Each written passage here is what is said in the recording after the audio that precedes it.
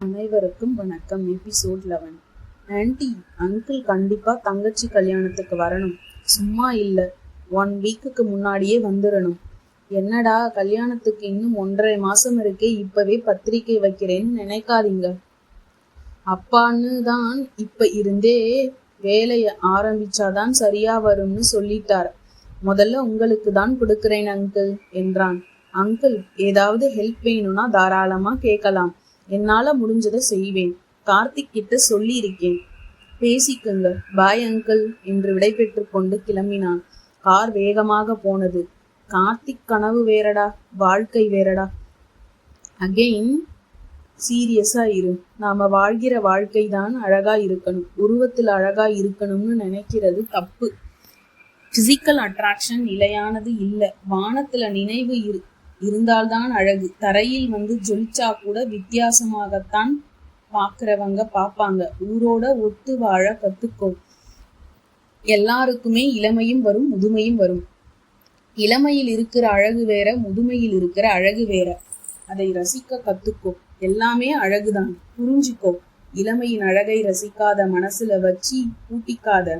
இந்த உலகமே அழகுதான்டா. உன்னோட ட்ரீம்கள் எல்லாம் வேலைக்கு ஆகாது. அதையெல்லாம் ட்ரீமோட விட்டுரு. நம்ம அப்பா அம்மா எல்லாம் அழகா இல்லையா? அழகான அமைதியான வாழ்க்கை வாழலையா? யோசிச்சுப்பார். எங்கேயாவது சாக்கடையில போய் விழுந்துடாத. அதான் திருப்பி திருப்பி சொல்றேன். குடும்பம் ஒரு கோவில். 1000 ரூபாய் செருப்புனாலும் அதை வெளியில தான் கழட்டி விட்டுட்டு போறோம். 1000 ரூபாயாச்சுன்னு வீட்டுக்குள்ள போட்டுட்டு போறது இல்ல. உடம்புல காயம் பட்டா எதுக்குன்னு ஒரு மாத்திரை போட்டுக்கிறோம். செப்டிக் ஆயிடக்கூடாதுன்னு தான். எதுக்கு சொல்றேன்னா புரிஞ்சுக்கோ. செப்டிக் ஆயிட்டாம பாத்துக்கோ. செப்டிக் ஆனா உடம்பெல்லாம் பரவி ரணமாயிடும், புரிஞ்சுக்கோ. ஓகேடா தினேஷ் என்றான். என்னடா ரொம்பவே பிளேடு போடுறேனோ? விட்ரா. என்னது?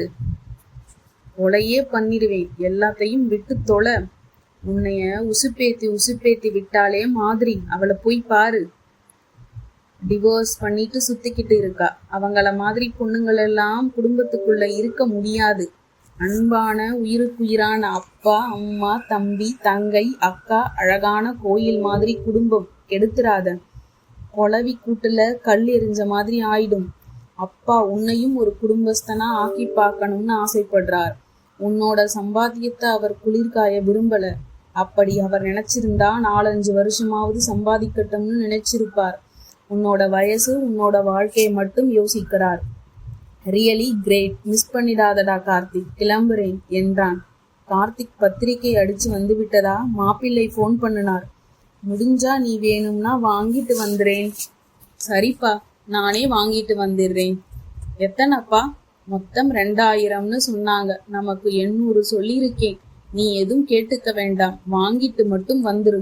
போகும்போது நம்ம கொல்லையில படுத்த ரஸ்தாளி வாழத்தார் வெட்டி வச்சிருக்கேன், கொண்டு போய் கொடுத்துரு என்றார். சரிப்பா.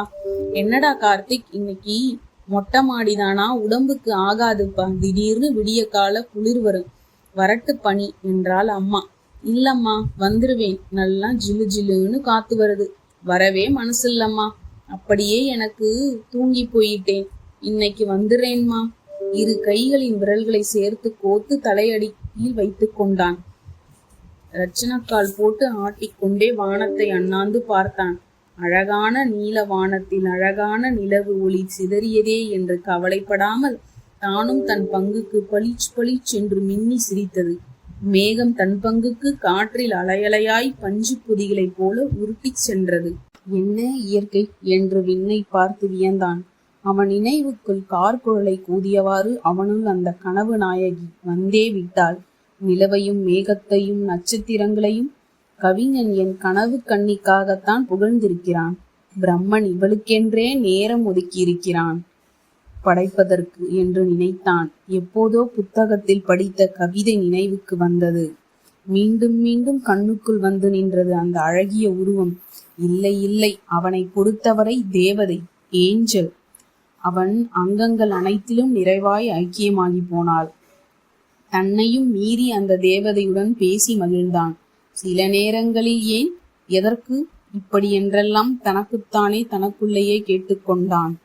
தன் கை வண்ணத்தில் கொஞ்சம் கொஞ்சமாக சித்திரமாக்கி மகிழ்ந்தான். யாராவது இடையில் பேசினாலோ இல்லை எதையாவது கொடுக்கல் வாங்கல் தன்னருகில் வந்து தொணத்தொணப்பதை விரும்ப மாட்டான். அடிக்கடி தினேஷ் தன்னை எச்சரித்ததை நினைத்து அவாய்ட் பண்ணி பார்த்தான். முடியவில்லை. துளசி, என்னங்க, கார்த்திக்கை மாப்பிள்ளை வீட்டுல போய் பத்திரிக்கைய வாங்கிட்டு வர சொல்லு. அவனுக்கு வேற வேலை இருக்குன்னா நானே போய் வாங்கிக்கிறேன் என்றார். இல்ல அவனே சொன்னான், நான் நாளைக்கு அத்தான் வீட்டுக்கு போறேன், அக்கா மேரேஜ் பத்திரிக்கையை வாங்கிட்டு வர போறேன், யார் என்னோட வர்றதுன்னான். அண்ணா, அத்தான் பாக்குறதுக்குத்தான் அப்பாவையா தெரிகிறார். சரியான கலாட்டா பேர் வழி. இன்னைக்கு நீ மாட்ட போற என்றான் விக்கி. சே, ரொம்பவே சாஃப்டா அவரு. நான் 2 தடவை பேசி இருக்கேன். பாவம்டா, ரொம்பவும் இன்னசென்ட்டா தெரிகிறார் என்றான். வந்தனாக்கா சிரித்தாள். அண்ணே, வந்தனாக்காவே சிரிக்கிறா பாரேன், இதுல இருந்தே புரிஞ்சுக்கோ என்றாள் ஆஷா. அக்கா, நிஜமாவாக்கா? ஐயோ, எனக்கு தெரியாதுப்பா. பின் எதுக்கு சிரிச்ச என்றாள் ஆஷா. கார்த்தியை பார்த்ததும் சிரிப்பு வந்துட்டது என்றாள். அண்ணா பாத்தியா, இப்பவே அவங்க ஆத்துக்காரரை காட்டி கொடுக்க மாட்டேங்கிறா என்றான் விக்கி. சரி விடுங்க, இன்னைக்கு அத்தானை நானே சமாளிச்சுக்கிறேன் என்று கிளம்பினான். வா கார்த்திக் என்று வரவேற்றார். போன வாரம் மனை முகூர்த்தம் பண்ணியதில் கட்டுமான வேலை நடந்து கொண்டிருந்தது. பார்த்துட்டு போகலாம் என்றார். அத்தான் வீடா என்றான். வீடும் தான் என்றார். பெரிய ஷாப்பிங் காம்ப்ளெக்ஸ், அண்டர் கிரவுண்ட்ல கார் பார்க், மொத்தம் 5 ஃப்ளோர். கொஞ்சம் மாடனா கட்டுறேன் கார்த்திக். அத்தான், காத்து பிச்சுக்கிட்டு போகுமே, அதுவும் வைகை பக்கத்துல தோப்பு வயல்னு ஓப்பன் ஸ்பேஸ்ல சூப்பரா இருக்கும் அத்தான் என்றான். இப்பவே 5 மாடியையும் ஒரு ஐடி கம்பெனிக்காரங்க வந்து ரெண்ட்டுக்கு கேக்குறாங்க, லீஸுக்கு கொடுக்கறாங்க. கொடுத்தா நல்ல இன்கம் வருமே அத்தான். இல்ல கார்த்திக், கிரவுண்ட் ஃப்ளோர் மட்டும்தான் ரெண்டுக்கு விட்டுட்டு மற்றதெல்லாம் என்னோட பிசினஸுக்கு தேவைப்படுது என்றான். வா காஃபி சாப்பிடலாம் என்றான். அப்பா மேரேஜ் இன்விடேஷனை வாங்கிட்டு வான்னு அனுப்பினார் அத்தான். நீங்க நேத்தே இன்விடேஷன் வந்துட்டுதுன்னு சொன்னீங்களாமே என்றான். ஆமா கார்த்திக், ஆனா யாருமே வரல, இன்னைக்கு நானே கொண்டு வரலாம்னு நினைச்சேன் என்றார் அத்தான் கோவர்த்தனன். வலது காலை எடுத்து வச்சு, வா மாப்பிள்ள என்றார் அத்தான். அத்தான், நீங்க தான் புது மாப்பிள்ளை என்று சிரித்தான் கார்த்திக். அது தெரிஞ்சதுதானே கார்த்திக், இப்ப லேட்டஸ்ட் புது மாப்பிள்ளை நீதான்பா என்றான் கோவர்த்தனன். என்னது நானா என்று சிரித்தான். எஸ், சாட்சாத் நீயேதான் என்றார். அடுத்த எபிசோட் நாளைக்கு பார்க்கலாமா?